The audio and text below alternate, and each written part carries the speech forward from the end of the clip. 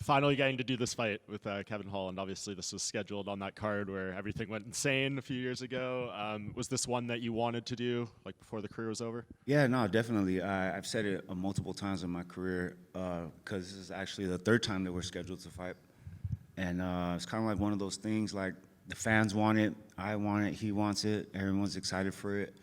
Definitely one of those fights I feel like I had to, I can't end my career not knowing what would have happened, you know. So it's a great matchup. Yeah. Can you take us back to the previous time? Like, there was so much chaos there.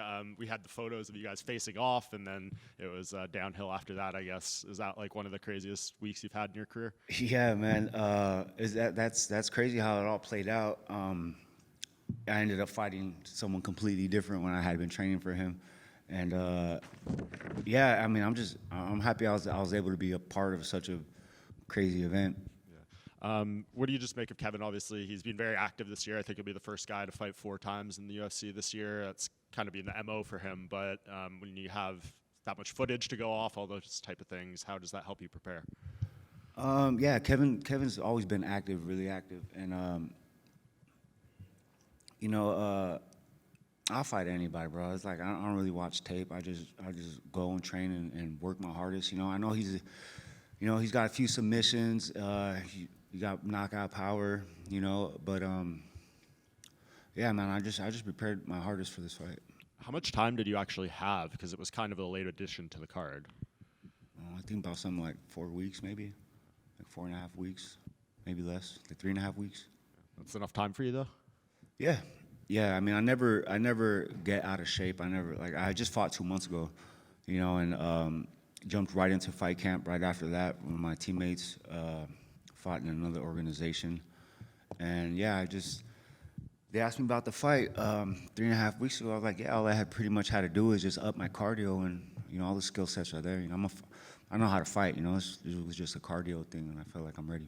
Yeah, weight was low and everything. So yeah, weight's perfect. Awesome. Yeah. And what does beating Kevin, do you think, at this stage do for your career? It's huge. It's definitely be one of the biggest wins in my career. I feel like it'll put me back in the rankings, you know, and yeah, it's an amazing fight, man. I'm gonna go out there and, you know, try my hardest to win. Yeah, and main event of this card, obviously Dustin Poirier's retirement fight against Max Holloway. What do you think happens in that BMF title fight? Man, I'm a huge fan of both fighters. Dustin is actually one of my favorite, one of my favorite fighters in the UFC, and Max Holloway is obviously one of my favorite fighters in the UFC. But I would like to see, Dustin retire with the, in his hometown on a high note, you know. And when you look upwards in your division, I think the next title fight we're going to get is going to be Jack Della Maddalena and Islam Makhachev. What do you think of that fight and Islam coming up to welterweight? I think Islam's going to have some trouble, you know. It's a whole different weight division.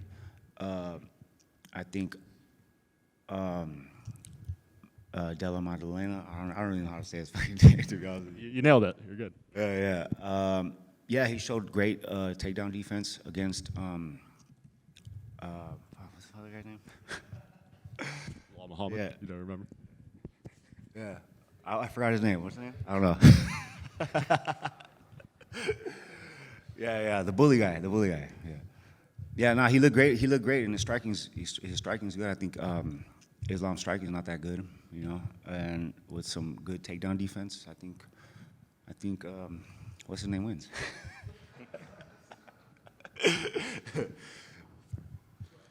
D-Rod, both you and Holland are going to be searching for your 3rd consecutive victories. Have you thought about the momentum, and maybe does a win feel a little bit better, mean a little bit more with the momentum that both you and Kevin Holland are on or have right now?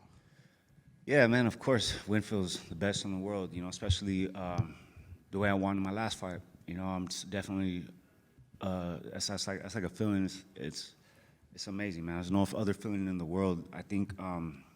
Yeah, we're both coming off 2 wins, and yeah, man, I'm just as hungry as ever, dude. I'm just hungry for this win. And in previous fight weeks, I've heard you speak about potentially like how you'd stack up in golfing against other UFC fighters. But this week, on embedded. Your handles were put on display with a basketball.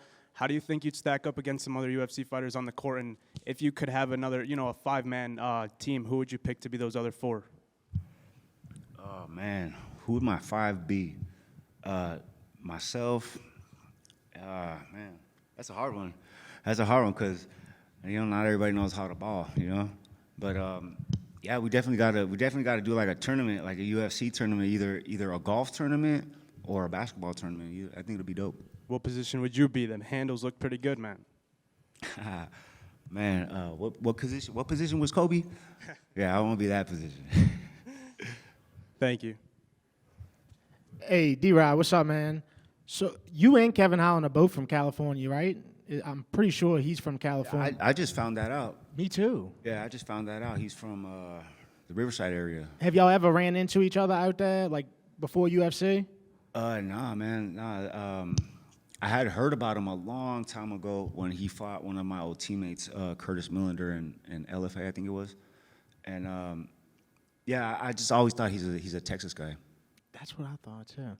So it's well documented that you grew up in like a crazy environment. You grew up in a tough environment. What made you just kind of flip the switch and say, you know what, man, screw this. I'm about to pursue UFC. I'm about to pursue being a fighter. It was really I just got tired of going to prison and shit, And I started having kids, and I just I got tired of it, wasting time. And I remember one time I got out of jail, and my cousin invited me to go watch a UFC event, and I just fell in love with the sport, and I obsessed over it, and I loved it so much that I wanted to do it, I wanted to train, because prior to that, I was just a knucklehead on the streets fighting for no reason, and walked in the gym one day and never left. Last thing for me, man, you've beaten some tough guys, dude, and you fought a lot of dudes. You beaten Mike Perry, Lee Jangalang, how do you feel about your career up until this point?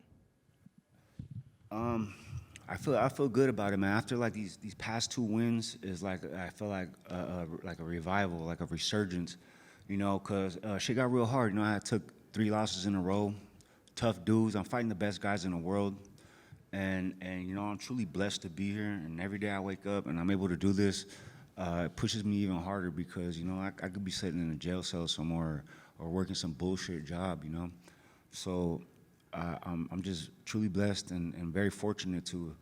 Well, it's all hard work though, I feel like I gotta work twice as hard for everybody else who's been doing it longer than I have, and I just got that fighter spirit, man. I'm just a true fighter, Appreciate it, D-Rod. Wish you the best, man. Thank you. D-Rod over here. You've helped train with your former opponent, Ian Garry. I wanted to know, what did you learn from him, and how far do you think he can go in the welterweight division? I'm actually happy Gary's in the position he's in. He's been putting on shows. I hate losing, but I'm glad he's in the position he's in. I don't feel that bad about it now, I was able to, honestly, the whole reason why I worked with him is because I wanted to spar him, and my management team, we have the same management team, and they kind of asked for the favor, and I wanted my run back, I wanted to know what would have happened, because I was like, damn, he got me. So I really just wanted to spar him, and he ended up being pretty cool. He's not a bad guy. He's a little annoying sometimes, but that's just some dudes. That's just their character, But he's cool. I learned a lot about him. I don't think he's a bad guy. And you've been in his corner for a fight. Would you ever consider having him in your corner? Nah. It's cool. Yeah, they paid me for that, so. Thanks. Thank you.